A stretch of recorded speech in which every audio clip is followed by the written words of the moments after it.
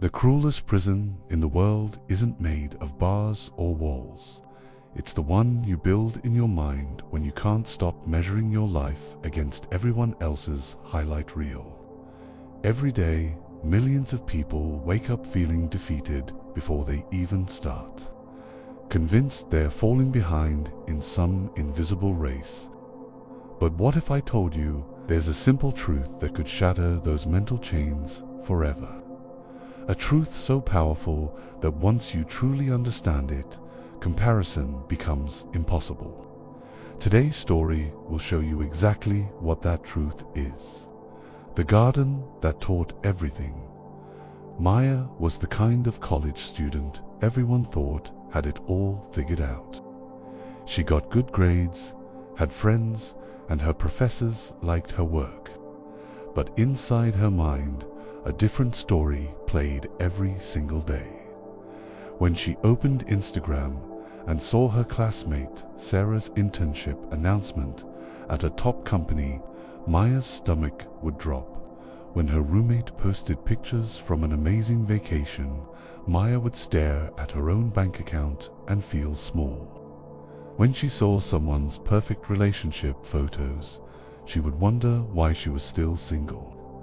These thoughts started quietly, but they grew louder and more demanding with each passing week. What began as small moments of comparison became a constant voice in Maya's head.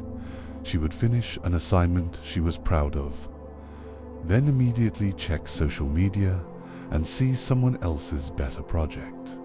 The satisfaction would drain away instantly. She started second-guessing every choice.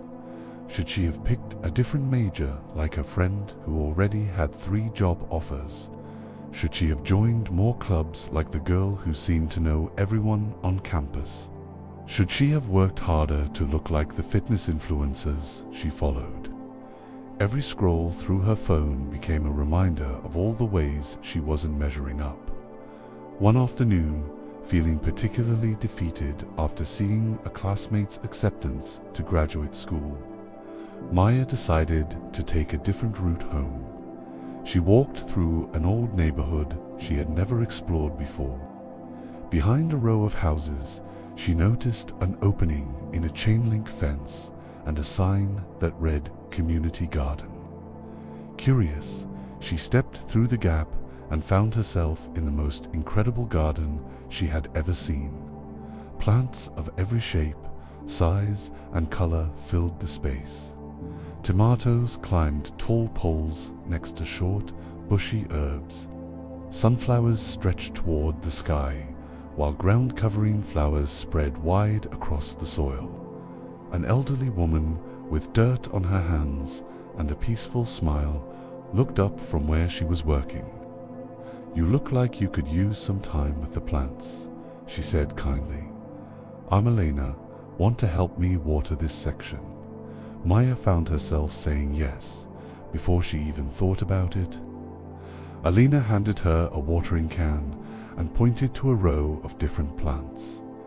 "Each one needs something different," Alina explained.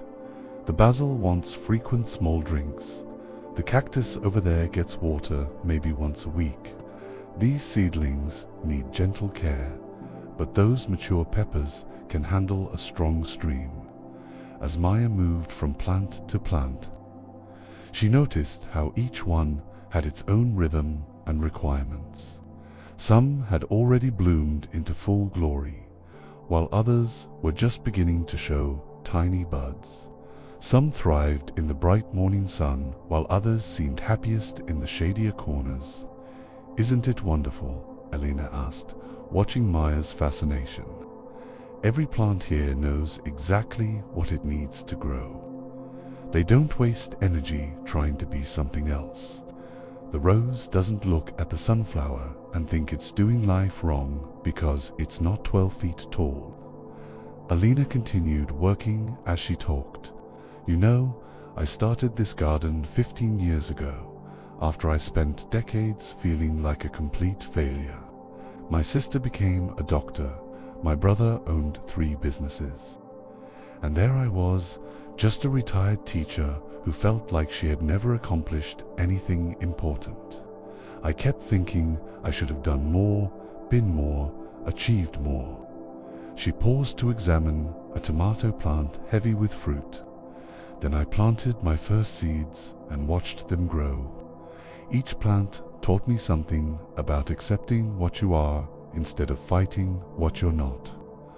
Maya felt something shift inside her chest as she watched a small butterfly land on a marigold, while a bee visited the lavender nearby. Neither flower was trying to attract the other's visitor. They were simply being themselves and receiving exactly what they needed.